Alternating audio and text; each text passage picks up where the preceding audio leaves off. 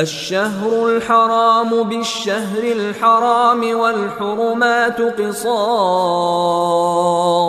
فمن اعتدى عليكم فاعتدوا عليه بمثل ما اعتدى عليكم، واتقوا الله واعلموا أن الله مع المتقين. وأنفقوا في سبيل الله ولا تلقوا بأيديكم إلى التهلكة وأحسنوا إن الله يحب المحسنين. وأتموا الحج والعمرة لله، فإن أحصرتم فما استيسر من الهدي، ولا تحلقوا رؤوسكم حتى يبلغ الهدي محله، فمن كان منكم مريضا أو به أذى من رأسه ففدية من صيام أو صدقة أو نسك، فإذا أمنتم فمن تمتع بالعمرة إلى الحج فما استيسر من الهدي، فمن لم يجد فصيام 3 أيام في الحج و7 إذا رجعتم، تلك 10 كاملة،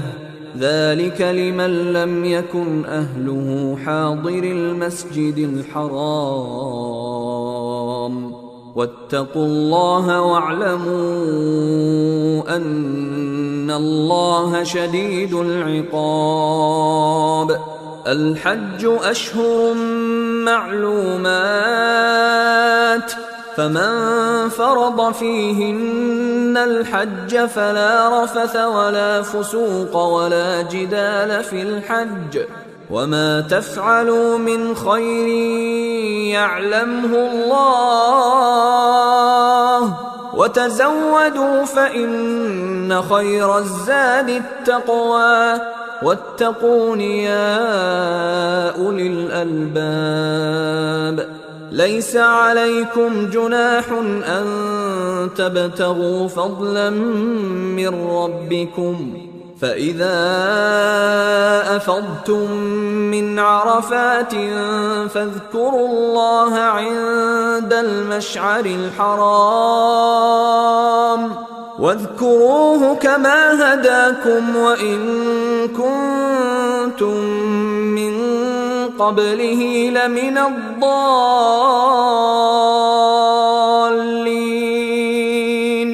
ثم أفيضوا من حيث أفاض الناس واستغفروا الله إن الله غفور رحيم. فإذا قضيتم مناسككم فاذكروا الله كذكركم آباءكم أو أشد ذكرا، فمن الناس من يقول ربنا آتنا في الدنيا وما له في الآخرة من خلاق، ومنهم من يقول ربنا آتنا في الدنيا حسنة وفي الآخرة حسنة وقنا عذاب النار. أولئك لهم نصيب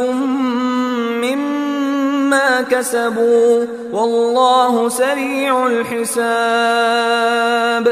واذكروا الله في أيام معدودات، فمن تعجل في يومين فلا إثم عليه، ومن تأخر فلا إثم عليه لمن اتقى. واتقوا الله واعلموا أنكم إليه تحشرون. ومن الناس من يعجبك قوله في الحياة الدنيا ويشهد الله على ما في قلبه ويشهد الله على ما في قلبه وهو ألد الخصام وإذا تولى سعى في الأرض ليفسد فيها ويهلك الحرث والنسل والله لا يحب الفساد وإذا قيل له اتق الله أخذته العزة بالإثم فحسبه جهنم ولبئس المهاد ومن الناس من يشري نفسه ابتغاء مرضات الله والله رؤوف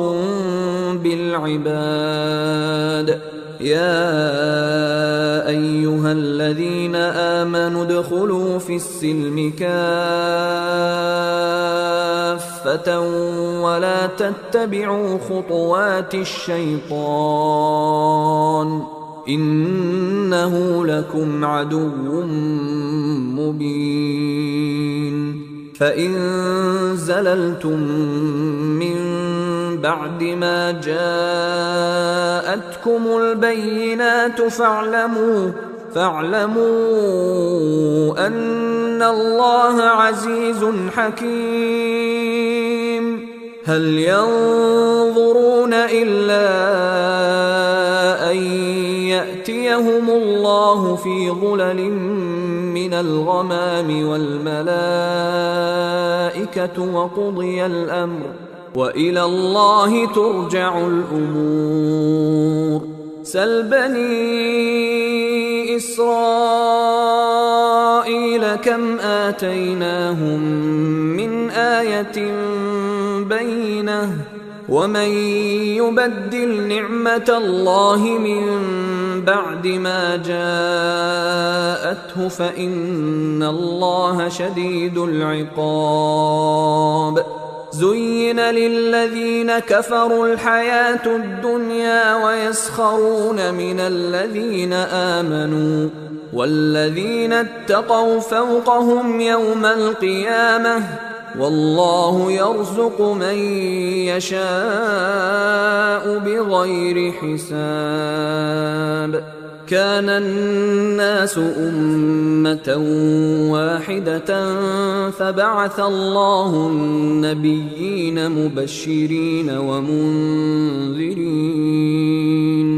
فبعث الله النبيين مبشرين ومنذرين وأنزل معهم الكتاب بالحق ليحكم بين الناس فيما اختلفوا فيه وما اختلف فيه إلا الذين أوتوه من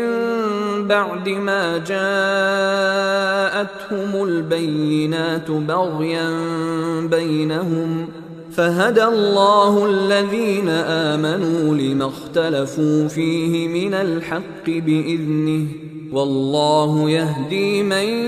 يشاء إلى صراط مستقيم